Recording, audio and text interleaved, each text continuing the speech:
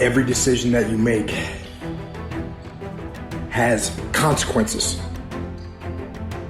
Are you making yourself better? Or are you making yourself worse?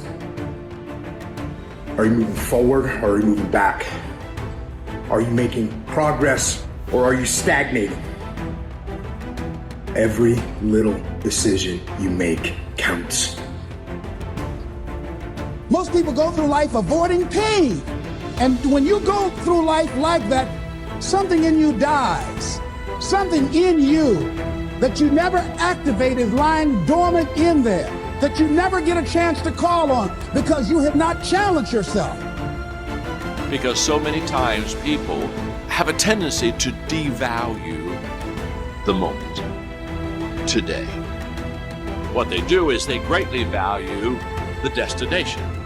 And so they kind of talk about, well, when I get there, or if I arrive there, or when I do that, or when I accomplish this. And they don't understand that success is a daily thing. And I'm here to share with you that the secret of success is determined by your daily agenda. You need to consistently, every day, persistently, without quit, enjoy that pursuit. Why consistency? I think consistency is the most important thing because consistency elevates your awareness. What's the lesson? Don't limit your point of entry. Consistently, persistently pursue your potential and enjoy it. That's all I did. Trust me, you have a mindset right now, just like I have a mindset.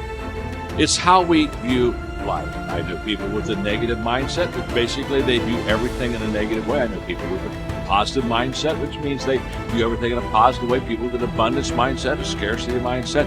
It's a way of thinking. The question is, how did we get there? How did we get that mindset? Through practice and habits. You see, the things I do today determines the habits I have tomorrow, which determines the mindset that I have for life. So go back to what you do daily and ask yourself, what kind of a mindset am I developing today? A new discipline immediately alters your life direction. You don't change destinations immediately. That is yet to come. But you can change direction immediately. And direction is very important. Discipline cooperates with nature. Everything strives. It is a common life function. How tall will a tree grow? As tall as it can. Everything strives to become all it can possibly be. And that striving to become is what discipline is all about. You are the leader of your life. Choose the hard path. The path of responsibility, hard work, and sacrifice. The path of discipline, humility, and ownership that ultimately leads to freedom. Make discipline part of your daily life, and your daily life will get better. Disciplining ourselves to fulfill our natural potential to become all that we can be. And finally, discipline attracts opportunity. Opportunity is always looking for ambition and skill in action. Discipline taps the unlimited power of commitment. The human will in action, driven by inspiration, enticed by desire, tempered by reason, guided by intelligence, can bring you to that high and lofty place called the good life. Now you know the master key to riches is self-discipline. And what we have found is that the most successful people have come to that conclusion as well, is that self-discipline is the master key to success. So for you to write down your goals and make a plan and set priorities and start with your most important task takes tremendous self-discipline. If you haven't done it up to now, it's so hard. But Goethe said everything is hard before it's easy. And everything at the beginning is difficult, but later it becomes easy and automatic. You have to force yourself to discipline yourself at the beginning, but after that, it becomes easier and easier, and you actually feel happy. Now here's the most wonderful thing. When you discipline yourself to start and complete a task or a part of a task, you feel like an athlete. So here's my question. If an athlete runs in a race and comes in first, what do they call this person? the winner. Exactly. I've studied this hundreds, thousands of hours.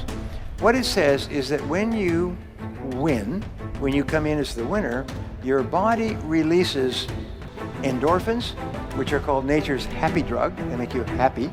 And dopamine, which is a form of energy that you get from a positive experience. So when you complete a task, your body releases these drugs and you feel happy. So they call it, the psychologists call it nature's happy drug. If you want to be happy, just start and complete a task. And you get a zip. Wow. Wow. You feel happy. So I organize my life. So I organize my tasks that are at the top.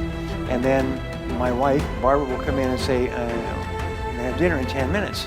So I say, okay, 10 minutes. Let's see, what have I got here that will take 10 minutes? I can do this in 10 minutes. So I'll always end my day with a completed task. It's a real simple thing, and I've done it. I tick it off, complete, down, and I'm happy. And I walk out and I'm smiling. When you make a person feel like a winner, you feel happy. When you discipline yourself to complete a task, you give yourself a buzz. Alfred Adler, one of the top psychologists of history, called this a positive addiction. He said if you start and complete a task, you get a buzz. And the buzz becomes addictive. You start thinking, no, I want that buzz again. But the buzz is a positive addiction in that it makes you happy when you do it. So every time you start and complete a task, you feel like a winner. And when you feel like a winner, you want to do it again and have that winning feeling.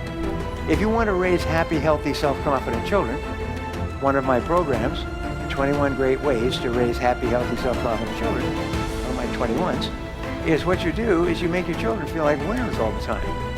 If you're happily married, make sure that your spouse feels like a winner all the time. How do they feel like a winner? Is when you praise them or compliment them, thank them for what they did, acknowledge their success, whatever happens to be, make them feel like a winner. Because every single time you start and complete something and it's acknowledged, the person feels like a winner. You know that the greatest speed records, Olympic records, are always broken in front of the biggest crowds. Interesting point. The biggest crowds. You get 10,000 people, you get a record. You get 50,000 people, wow. 100,000 people, they break all the world records. Because the greater the amount of praise and that you get from winning a race or potential winning a race, the faster people run.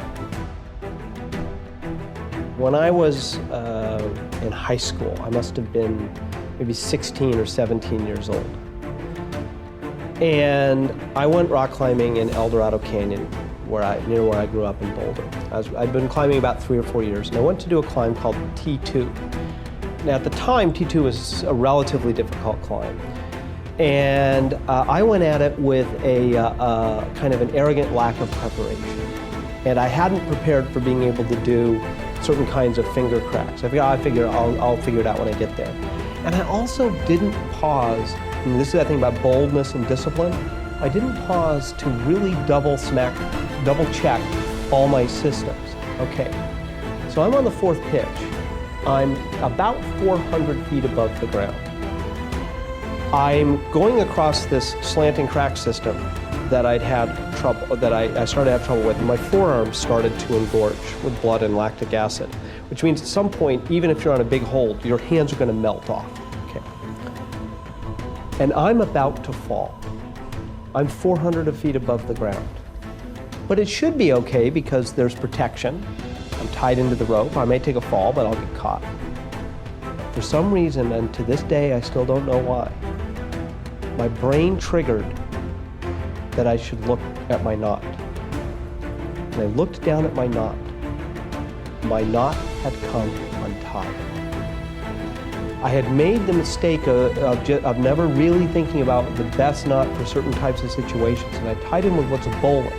Now, the advantage of a bowline is it's easy to untie, right? The disadvantage of a bowline is it's easy to untie. It had come untied as I kept moving across, and it is just hanging in my harness. I'm seconds away from falling, only now I will die. I will die if I fall off. My forearms are melting. And the knot had come untied. And so I called down to my partner. I said, my knot came untied. What is he going to do? He can't do anything. He just watch me fall to my death. And there was an old fixed piton in the rock that we put there from the first descent, an old soft iron piton. And I looked at it, and I probably had 15, 20 seconds before my hands would unwrap, if that, maybe 10. I took a runner, and I clipped it into the piton. I clipped the piton into my that runner into my harness, and just went, please hold. And I let go. I didn't help. I put in a backup. I grabbed the knot, retied it, went to the ledge. I didn't convulse. I was very calm at that moment. When I got to the ledge, I went into convulsive shaking. I was sick to my stomach for days because of the whatever happens chemically. What I learned from that is two things. The first is that when you're in an unforgiving world, and gravity is unforgiving, it doesn't care. It never takes a day off, ever. And if you make one mistake, it can kill you if it's the wrong kind of mistake. And what I learned is that sense of, yeah, I want to do adventurous things. I want to climb rocks. I want to be in Yosemite. I want to do things that get my adrenaline going. But I need the discipline to always do all the right preparation, to always think about the right knots, to always be cross-checking my system so that I can do those bold things and stay alive in an unforgiving environment. And as you and I spoke about earlier today, I think that's the rest. I think we're all heading into an unforgiving environment where we're going to have to be both bold and disciplined. The second thing I learned, what if that piton had not been there? We might not be here together. It was just by chance that that piton was right there. And what you realize when you rewind the tape of your own life is that there are these crucial moments where if the luck had gone the other way, you might have gotten killed. And so what you have to do is to always be putting those extra disciplines in place, because I was lucky to live. And what I took from that is I never want to have to be lucky to live again. I want to live because of my discipline, not because of my luck.